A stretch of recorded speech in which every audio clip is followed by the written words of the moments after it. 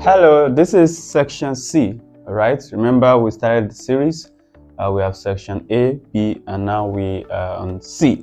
Okay, we have these three samples to analyze, all right? Let's see the pattern around the relationship between the numbers, okay? So the first thing is for you to check out your basic operations and see the ones that can flow before you start looking for combinations, all right, or maybe a balance. Okay, so I'll start with this. I'm looking at 4, 2, 8, 2, 6. 4, 2, 8, 2, 6. Okay, so I know that 4 times 2 is 8, all right? So, excuse me. The reason why you have more than one sample is to check whatever you've seen in the first one, or just to make sure you confirm your analysis. So I'll check here. If 4 times 2 is 8, then 6 times 3 should be 18, and then 6 times 2 should be 12. Oh, that's correct.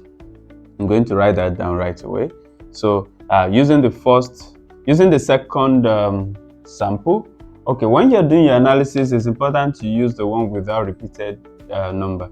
So here we have 2, 2, we have 3, 3, then we don't have any repeated number here. So if possible, just make sure you don't use the one with repeated number so that you don't get confused. So I'm going to use this for my analysis, sample 3.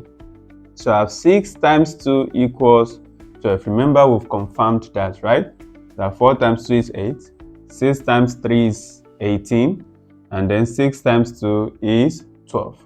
Oh, remember, we've confirmed the analysis, okay? So let's go further. Then here we have 2, 16. 2, 16. So that's 8 to 16, right? From my multiplication fact, I can also see that 8 times 2 is 16, right? But I need to confirm that. 18 times 3, is it 54? You might not have that in your multiplication fact, so you can quickly multiply to see if 18 times 3 is 54. And that is true. 18 times 3 is 54. Then check with the last one. 12 times 5, is it 60? Yeah, 5 times 12 is 60. So that's it. So now we've seen that 6 times 2 is 12, and then 12 times 5 is 60. So I'm going to write that 12 times 5 equals 60.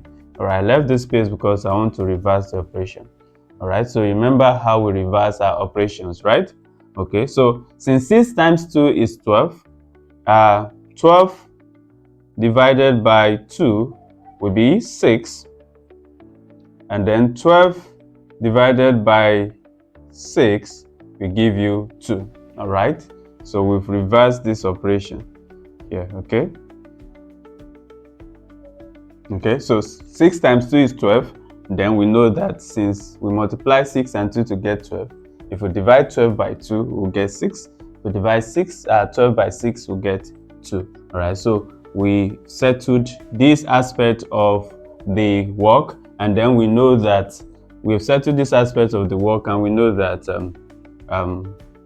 from this we can actually answer the question. All right, so then we have 12 times 5 equals 60. From this, we also know that 60 divided by 12 equals to 5, and then 60 divided by 5 equals to 12. So we know that 12 times 5 is 60, then 60 divided by 12 will be equals to 5, right? And then 60 divided by 5 equals to 12. So that's the analysis. So we've also reversed this. Okay, so with what we have done now, we can answer any of the questions. So if you're looking for the 6 up here, we can just do 12 divided by 2. That will give us a 6. If you're looking for 2, we'll do 12 divided by 6. That will give us this. So I said there are 2 ways to get 12. All right, we could get those 12 from here, and then you see that 12 is also connected in this one.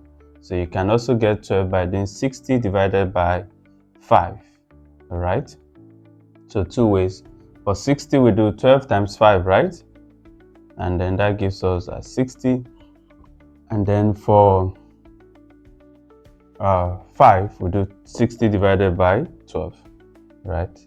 So with this, we can answer the questions, all right? So let's go on to the exercises.